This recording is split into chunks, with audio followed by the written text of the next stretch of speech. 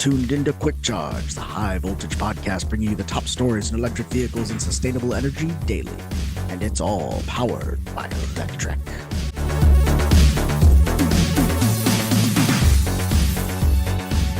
Welcome to Quick Charge. It's August 28th, 2024, and I'm your host, Joe Boris. We're going to start things off with some Tesla news. A Tesla Cybertruck caught fire after hitting a fire hydrant in a bizarre crash. It's one of two known Cybertruck fires to date. According to official statistics, electric vehicles don't catch fire at a higher rate than fossil fuel-powered vehicles. In fact, they catch fire at a much lower rate. However, they do catch fire for different reasons and burn differently, which requires first responders to adapt to the way they handle vehicle fires. There have also been occasions where EV fires were linked to battery defects, like in the Bolt EV situation. Earlier this month, we reported on a tragic fatal Cybertruck accident that resulted in a fire, and now we're learning of another Cybertruck crash that resulted in fire. But this one is quite ironic since the Cybertruck driver crashed into a fire hydrant. The crash happened yesterday afternoon in Harlingen, Texas. Assistant Fire Chief Ruben Balboa and the Harlingen Police Department said that the Cybertruck driver ran into a fire hydrant between Sam's Club and Bass Pro Shop off of Spur 54 and Bass Pro Drive. In other bad news for Tesla, their main global rival, BYD, has overcome China's intense price war and record sales, leading to Q2 profit surge. Despite aggressive discounts on its electric cars in China, BYD's bottom line nearly doubled in the second quarter compared to Q1. BYD has credited the Q2 profit surge to rebounding vehicle sales, which reached a new record. BYD announced that its net income reached about $1.27 billion in the second quarter, up 33% year over year. The EV market leader posted revenue of $24.7 billion in Q2, up 41% from the first quarter, and nearly topping its record $25.3 billion from Q4 of last year. Despite slashing prices and launching more affordable EVs, BYD's bottom line is nearly doubled from the first 3 months of 2023, up 98%. It was the highest net income total behind the $1.4 billion generated in Q3. BYD's Q2 profit surge was largely thanks to its record 986,720 new energy vehicles sold, which includes EVs and hybrids, up 57% from 626,000 sold in Q1. Despite that record profit growth, BYD's gross margin slipped 3% from Q1, 21.88% to 18.69% amid China's intensifying EV price war. Meanwhile, margins for the first half of 24 reached 20%, up from 18% last year. BYD reported first half 24 revenue of $42.2 billion, up 15% year over year. Now, of course, BYD is Tesla's biggest global rival, but here in the US, you could make a case that it's Hyundai. And Hyundai has confirmed that its new 3-row IONIQ9 SUV EREVs with 550-mile range are coming to the US. EREV there stands for Extended Range EV. Now, this is not a range extender like a giant battery the size of a toolbox in the back of your truck that takes up half your trunk forever and only costs $16,000.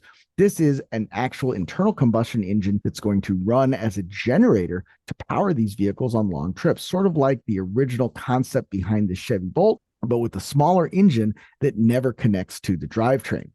In the era of electrification, Hyundai Motor Company is an unrivaled company that has introduced the entire electric vehicle lineup, from mass market brands to luxury and high performance models, the fastest. That's according to Hyundai's CEO, Jang Jae-hoon, at an event. Hyundai revealed that its new mid to long-term strategy during its 2024 CEO Investor Day as part of the new Hyundai Way. The company plans to sell 5.5 million vehicles globally by 2030. That target represents about a 30% growth from last year's 4.2 million cars sold. To achieve it, Hyundai will produce an additional 1 million vehicles globally. Quote, based on the strengths of the best-in-class technology and challenges for innovation that we have accumulated over the past, Hyundai will continue to lead the EV market. With plans to sell 2 million EVs by 2030, Hyundai expects electric models to account for over a third of total vehicle sales. North America, Hyundai's biggest market, is expected to receive 690,000 of those vehicles, while 467,000 will be sold in Europe. Now, today's episode, of course, is brought to you by Volvo CE, one of the world's largest construction equipment manufacturers with more than 14,000 employees, serving a truly global market with an innovative range of machinery options manufactured, serviced, and supported around the world. Volvo CE is a globally recognized leader in sustainability as well, offering the industry's most comprehensive lineup of fully electric equipment options, from the DD25 roller and ECR18 electric mini excavator all the way up to the EC230 electric 30-ton excavator and beyond. Volvo's electric lineup perfectly complements its highly efficient diesel offerings, empowering construction crews to meet both the ever-tightening regulations on noise and emissions, the sustainability goals of the clients they serve, and opening new possibilities for indoor and precision demolition and construction jobs that diesel simply cannot do. Check out volvoce.com to learn more about Volvo's equipment offerings in your market, or contact your local equipment dealer for a demonstration. Gotta love the Volvo guys. Appreciate their support, and definitely check out that equipment stuff. Even if you're not in the market for heavy equipment, you're not in that construction space, it's just really, really cool. So definitely want to take a look there. Volvo, of course, is known for safety in the automotive space, as well as reliability and dependability, with some of their cars going millions and millions of miles. Now, another company that's not quite known for reliability is VinFast. These electric cars took an absolute beating in the press when they came out last year for being not ready for prime time. And now VinFast is saying that its all-new VF9 lease is a better deal than the Tesla Model Y. That's according to Michelle Lewis. Now, I might take issue with that, but let's just keep it objective and look at the numbers. The 3-row, 7-seat electric SUV is geared up to compete with the competition at 0% APR financing for 24 months. Cars Direct reported that, quote, the first 2024 VinFast VF9 lease deal starts at $529 for 24 months, with $3224 due at signing. That's based on an MSRP of $73,000, including destination and 10,000 miles per year. The effective cost of this lease comes out to $663 per month, almost 2.5 times that of the smaller VinFast VF8 at $277. Now, finally, we like to close things off with conversations about sustainability, about clean energy. Today is no different. Solar power at U.S. schools surge, growing fourfold over the last decade. Since 2014, solar capacity at K-12 schools in North America has more than quadrupled, according to a new report from clean energy nonprofit Generation 180. The, quote, Brighter Future, a study of solar on K-12 schools report highlights that over 6.2 million students, more than 1 in 9, now attend schools powered by solar. In 2023 alone, more than 800 schools added solar panels, meaning that at least one school went solar every single day during the 22 to 23 school year. Quote, the benefits of solar energy are now reaching a broad range of schools across the country, including those in under-resourced communities that stand to gain the most from the cost savings and educational opportunities that solar technology provides. We want all schools and communities, regardless of their size, geography, or wealth, to have access to affordable, clean energy. That's from Tish Tablin, the report's lead author and senior director of Generation 180's Electrify Our Schools program. A lot of these schools are funding their solar projects through third-party ownership models, making it easier to bypass the hurdle of upfront costs.